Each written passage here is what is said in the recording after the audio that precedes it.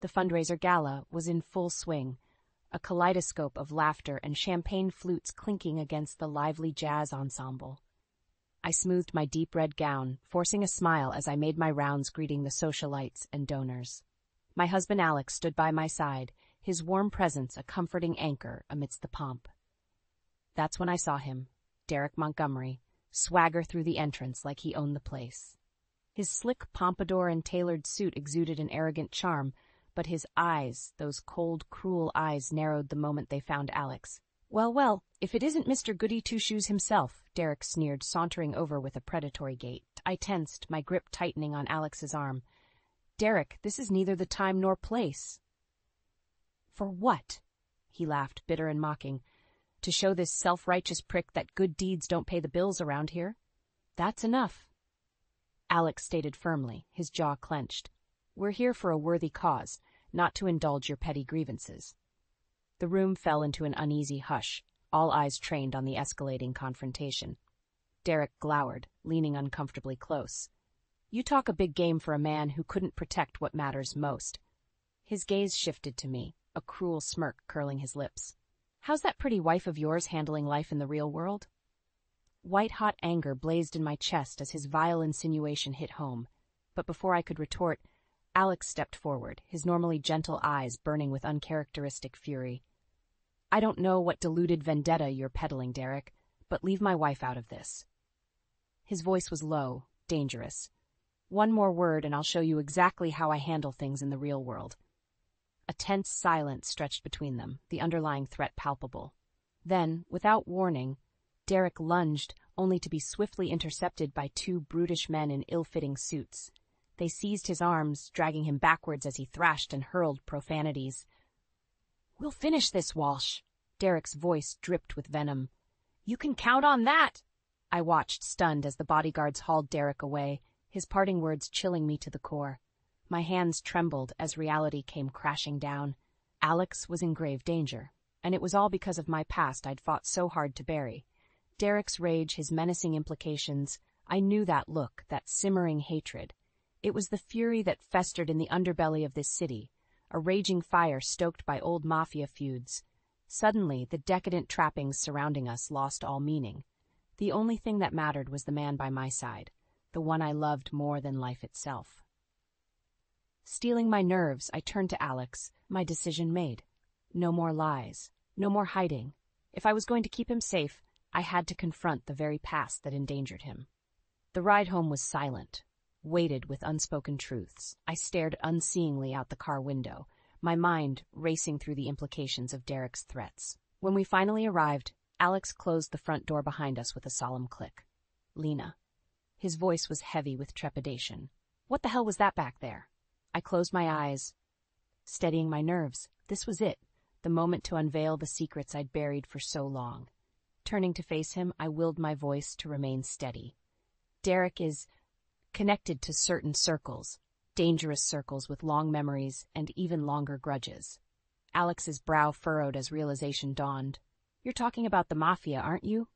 When I didn't respond, he raked his fingers through his hair. Lena, please, whatever this is, you need to tell me. I can't protect you if I'm in the dark. His earnest concern gripped my heart. With a tremulous breath, I began recounting the history I'd long tried to forget. My family tree is complicated, gnarled with Omerta's twisted roots going back generations. That life, that bloody code of silence. I swallowed hard. It courses through my veins, for better or worse. Alex's eyes widened in disbelief, but he remained silent, letting me continue. My uncle Tony, he's high up in their ranks, respected, feared. He took me under his wing after my parents.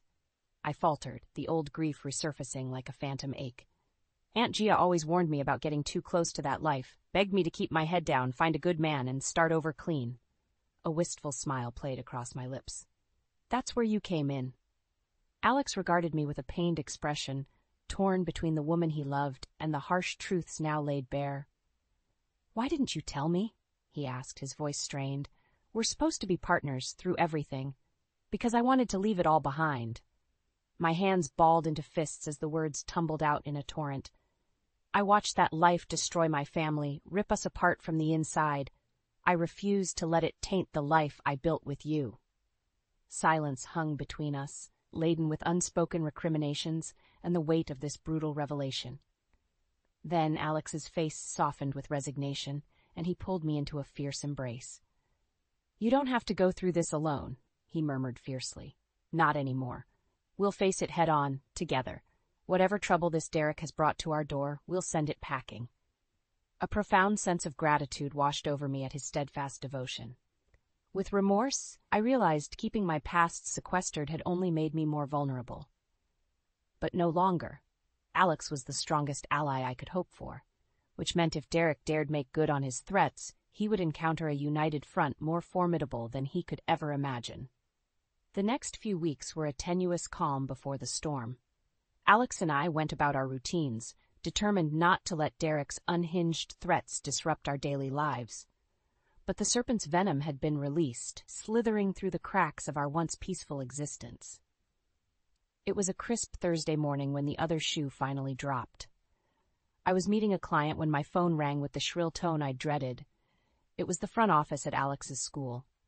"Mrs. Walsh, I'm afraid there's been an incident involving your husband."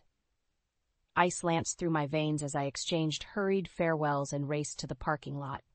The entire drive uptown, my knuckles turned white, gripping the steering wheel as scenarios of violence played out in my mind. When I burst through the main entrance, Alex sat hunched in the principal's office, his shirt stained with dark splotches. My heart seized until he raised his gaze, revealing a busted lip and mottled bruise along his jawline. "Oh, Alex." I rushed to his side, cradling his face in my trembling hands. "What happened?"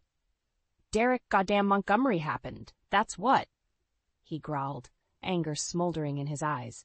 Barged into my classroom ranting about unfinished business. Next thing I knew, he clocked me across the face, yelling he was sending me a message. White-hot fury roared through me, scalding away any remnants of my former complacency. This waking nightmare wouldn't end until I took decisive action. That evening, as I gingerly applied an ice pack to Alex's swollen cheek, he fixed me with a determined stare. "You need to handle this, Lena. Through your channels." I opened my mouth to protest, but he shook his head adamantly.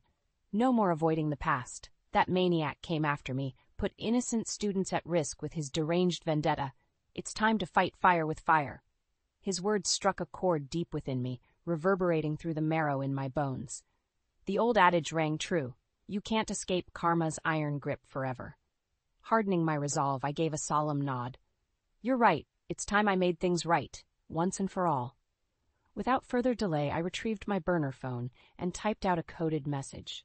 2 words that set wheels in motion, resurrecting the part of me I thought had died years ago. "It's time." The reply was instantaneous. "I understand. Where and when?"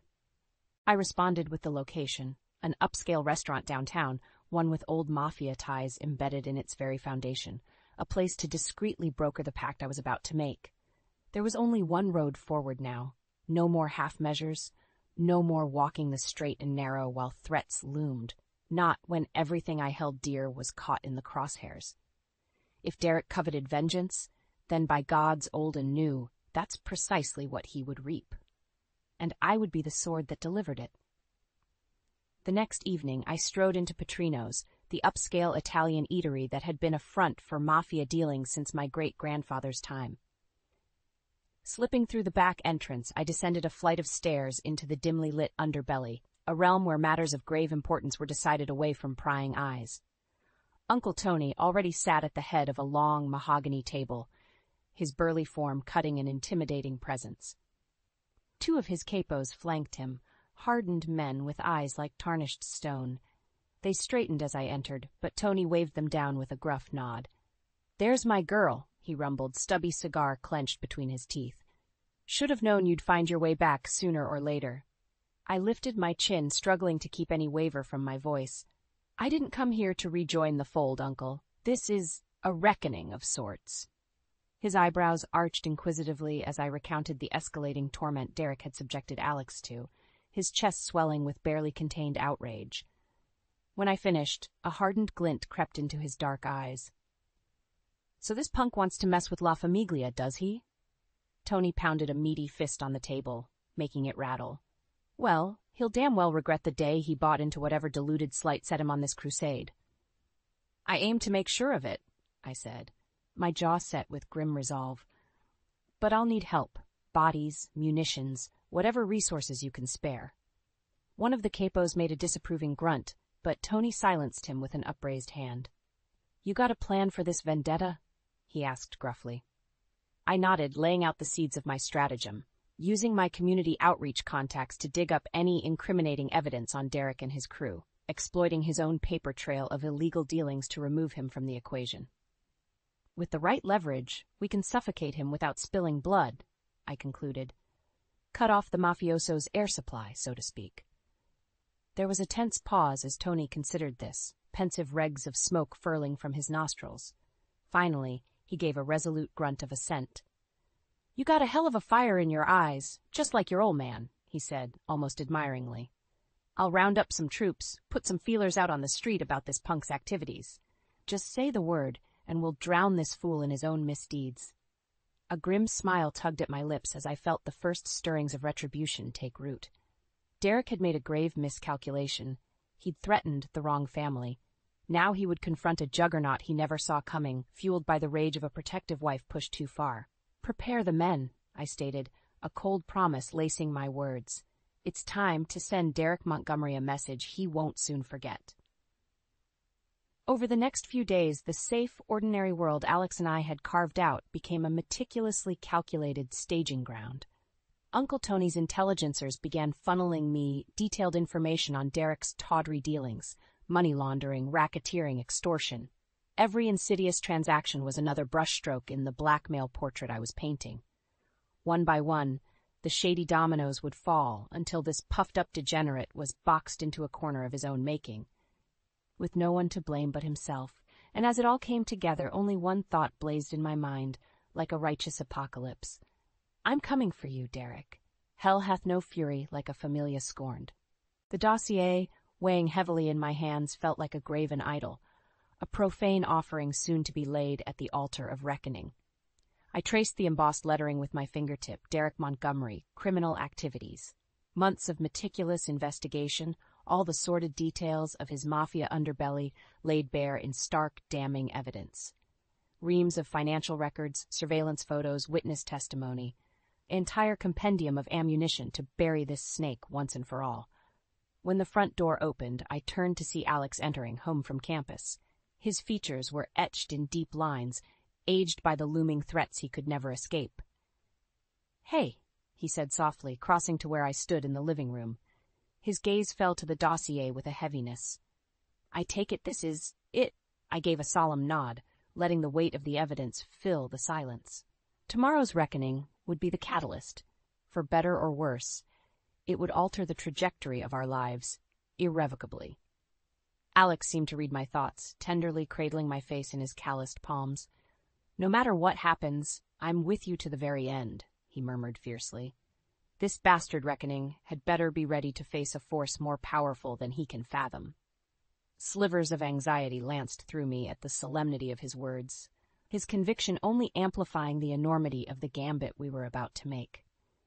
But his devotion was like a steadying anchor, grounding me when the tides of vengeance threatened to pull me adrift.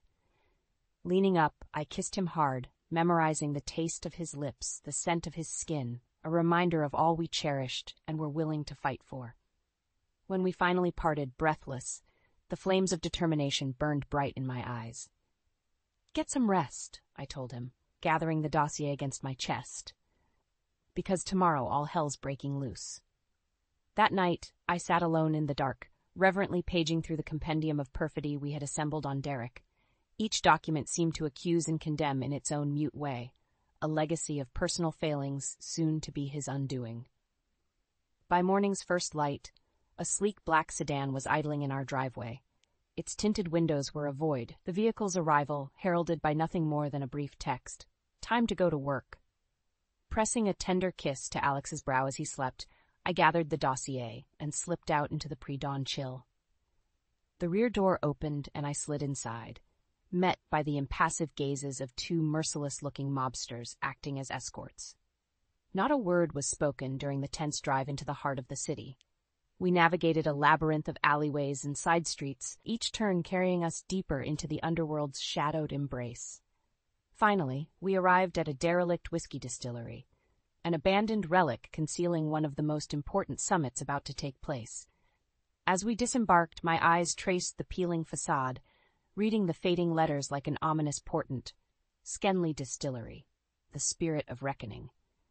Clutching the dossier's manifold evidence to my chest, like a Templar cradling a holy relic, I crossed the threshold into the scrum of armed mobsters gathered within. The air hung thick with the reek of stale whiskey and smoldering cigarettes. Somewhere amidst the surly mass, Derek was about to receive the solemn summoning of a lifetime. This day would become his demonic tribunal, and I the arbiter of his deliverance. One way or another, the sordid drama engulfing our lives would finally reach its crescendo. Vengeance, that cruel, double-edged mistress, was about to be served. The cavernous distillery whispered with hushed murmurings as my heels clicked across the concrete floor. The air hung thick with the scent of stale whiskey and cigarette smoke, the perfume of the underworld's direst conclaves. Bulky sentries in ill-fitting suits eyed me warily as I passed, their knuckles blanched around the grips of semi-automatic rifles. But a path cleared at my approach, almost reverentially, until I stood before the looming silhouette of my uncle. "It's go time, kiddo," Tony growled around the cigar clamped between his teeth. "Montgomery's being brought in as we speak." The gravity of the situation bore down with inexorable weight. After weeks of plotting, intelligence gathering, brokering backroom favors, the pieces had finally locked into place for the coup de grace. I nodded, squaring my shoulders as the main hangar doors groaned open. A battered black Suburban lurched through the entrance, body panels dented and scarred, a perfect metaphor for its disgraced passenger. Two brutish capos hauled Derek from the rear compartment, his suit disheveled and a trickle of blood leaking from his split eyebrow. "Well, well, the conquering hero's return," he slurred, looking utterly unrepentant despite the circumstances. "To what do I owe this gracious welcoming party?" I stepped forward, the damning dossier gripped against my ribs, the only sound my heels cracking against the floor. "Make no mistake, Derek, this reckoning is of your own vain creation," I stated, voice ringing with steely conviction. "Your deranged crusade against my husband, against my family, ends here and now." A sneer twisted his busted features, the old vitriol flashing behind his eyes. "Think you got it all figured out, don't you, sweetheart? But you have no idea the seismic waves you just—" His tirade was cut short by Tony's beefy palm crashing against his jaw with a meaty thwack. Derek's head whipped to the side, spraying a fine mist of blood and spittle. "You'll shut your damn mouth and listen for once," punk, Tony growled, his voice dripping menace. "We got enough firepower here to make the Smokies think the Cuban Missile Crisis kicked off again, and that's just the warm-up." I stepped forward, thumbing open the dossier with a deliberate snap. "What you failed to grasp in your pathetic pursuit of payback is the depth of the weapons our side wields. You see these?" I let the sheaf of incriminating documents cascade open with a flutter of paper fall. "These are the instruments that will become your prison cell's wallpaper. Every shady deal, every underhanded transaction, it's all here, Derek, in triplicate." His bravado seemed to waver slightly as I pressed on, relentless. "We have the paper trail, the financial records, eyewitness testimony, everything needed to ensure you're made a permanent state resident under maximum security accommodations." A profound, unsettling silence fell over the gathered mafiosi, everyone realizing the gauntlet had been thrown. This was it, the point of no return. Derek's jaw worked furiously, his mind clearly scrambling for any shred of leverage or control over the situation. But he found none. In his manic quest for vengeance, he'd wandered into a killing ground meticulously prepared, with his own misdeeds serving as the ammunition to bury him alive. "So what'll it be, tough guy?" Tony rumbled, knuckles cracking like a gunshot. "You want us to hand-deliver these receipts for your downfall to the DA? Or are you going to be a good little mookie and walk away while you still can?" For an interminable moment, the air crystallized with suspense, every eye trained on Derek. Then, almost imperceptibly, the frantic bravado drained from his features like a great whooshing exhale. He'd been outmaneuvered, laid bare, and he knew it. "This isn't over, Lena," he growled, positively dripping impotent malice. "You wait, this is just the beginning." But his hollowed threats rang utterly empty. With a curt nod from Tony, the capos seized him roughly, hauling his thrashing form back toward the SUV's yawning trunk. And just like that, the threat was neutralized. Derek's delusional crusade had come full circle, rendered a mere whimper thanks to those very same underhanded methods he'd sought to punish. As they hauled him away, I felt Alex's steadying presence at my side. No words were needed. The gleam of love and pride shining in his eyes said it all. I'd safeguarded our devotion, defending our future with the ferocity of a wounded lioness. The shadows that had dared intrude on our paradise had been beaten back into the night from whence they came. The monster had been slain. The next few weeks were a whirlwind as our meticulously assembled dossier on Derek made its rounds through the proper channels. With reams of ironclad evidence detailing his various crimes, the authorities had no choice but to pursue formal charges. When the news finally broke of his arrest on racketeering, extortion, and a laundry list of other mafia-related offenses, it sent shockwaves through the city. Derek Montgomery, the brash, young hotshot who'd been steadily securing a stranglehold on the underworld, had fallen spectacularly from grace. I watched the news coverage with a mixture of vindication and disbelief as Derek was perp-walked before a horde of news cameras, still defiantly spouting curses and vague threats. Seeing him in handcuffs, constrained and defanged, I couldn't resist a grim smile. "Looks like someone's moment in the spotlight has lost its luster," I remarked dryly. Alex draped his arm around me from behind, planting a kiss atop my head. "I'll say, but I wouldn't trade this feeling for the world, knowing that smug bastard will be rotting behind bars where he belongs." In the ensuing days, more lurid details began leaking about the extent of Derek's illicit operations. It seemed our dossier's revelations had cracked open a veritable Pandora's box of evidence tying him to a breathtaking array of criminal enterprises. The local news channels were utterly captivated, their talking heads feverishly dissecting every new court proceeding and legal maneuver. I shook my head in disbelief, watching footage of Derek's once loyal capos turning evidence against him in a desperate bid to avoid the same fate. "Damn. They're eating him alive from the inside out," Alex muttered darkly. When the first plea deal was announced, I let out a slow exhale. Derek's second-in-command and a vicious pit bull of a man named Frankie the Butcher Rossetti had agreed to full cooperation in exchange for a reduced sentence. In Machiavellian fashion, the underling had sacrificed the boss to save his own skin. One by one, domino after domino toppled, as more level upon level of incrimination began spilling forth. It was as if by dismantling Derek's empire, an entire incredible dimension of the city's criminal element had been laid brutally bare. "Hard to believe just a few months ago that vengeful prick was closing in on us," Alex remarked one night as we watched the late news recap. My hand found his, gripping tightly. "But we fought back. We took the fight straight to his doorstep on our terms." He nodded solemnly. "You know, when all this went down, part of me was terrified, not just for my safety, but for you, having to dive back into that dark world you wanted so desperately to leave behind." Turning to face him fully, I cupped his stubbly cheek. "Alex, keeping you safe, protecting our life together, that will always be my top priority, no matter what shadows need facing." The words hung in the air, laden with profundity, before he pulled me into a soul-rending kiss that chased away any lingering demons. When we finally broke apart, our gazes locked, shining with the sort of unbreakable bond that had vanquished Derek in the first place. Finally, after what felt like an eternity of legal proceedings and mounting evidence, the inevitable occurred.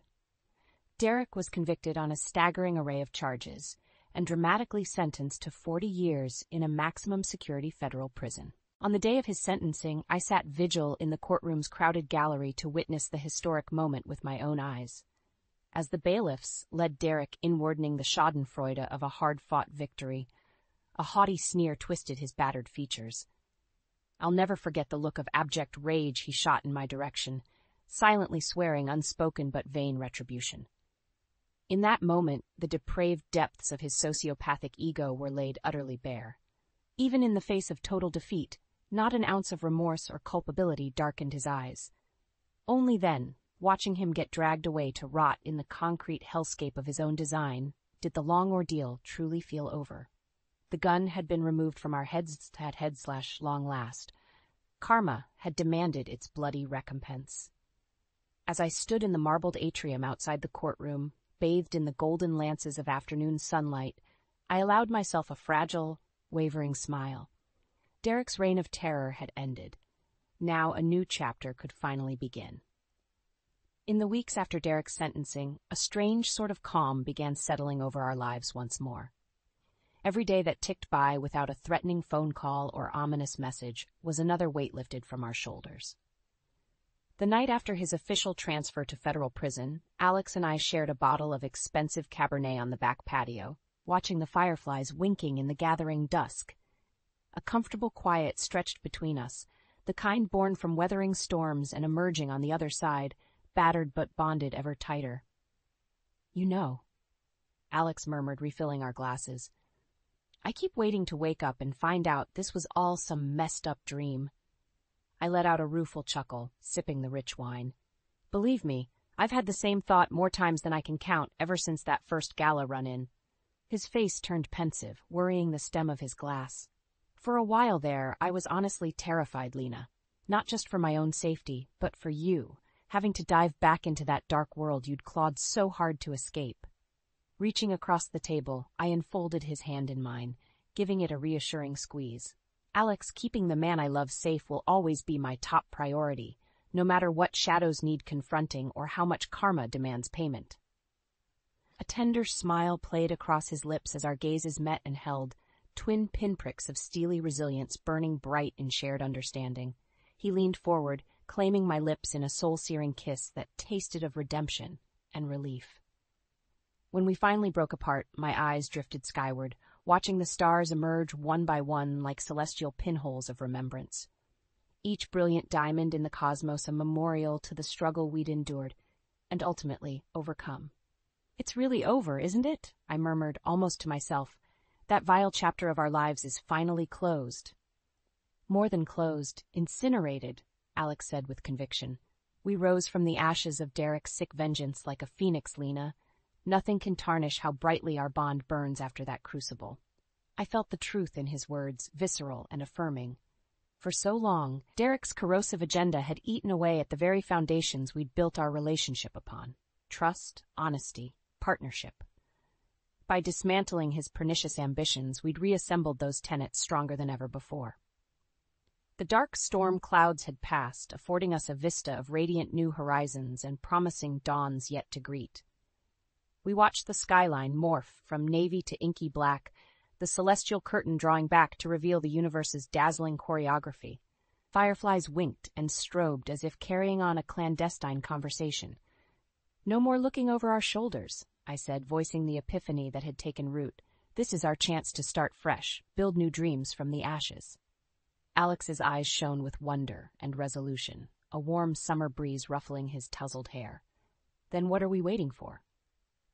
His face split into a roguish grin. "After all, we've got the rest of our lives to start the next great adventure." 3 months later, the quiet dam finally broke as we welcomed a new addition into our newly healed lives. Radiant and cherub-faced, our baby daughter Sydney arrived into the world on a crisp autumn morning, her adoring cries the sweetest melody. As I cradled her in the maternity ward's buttery light, Alex's arm draped tenderly across my shoulders, the revelry of newfound peace and contentment blossomed in my chest like a vibrant sunrise.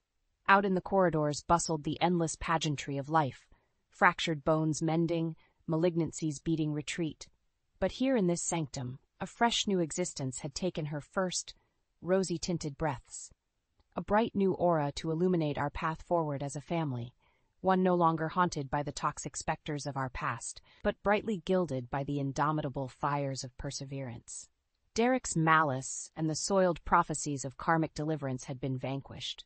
Like a snake shedding its tarnished skin, we'd emerged from our tribulations renewed and emboldened.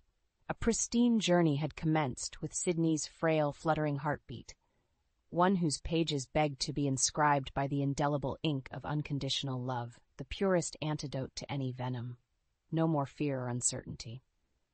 No more living under looming threats or retributive boogeymen, just my little family's shared radiance, glowing brighter with each passing sunrise.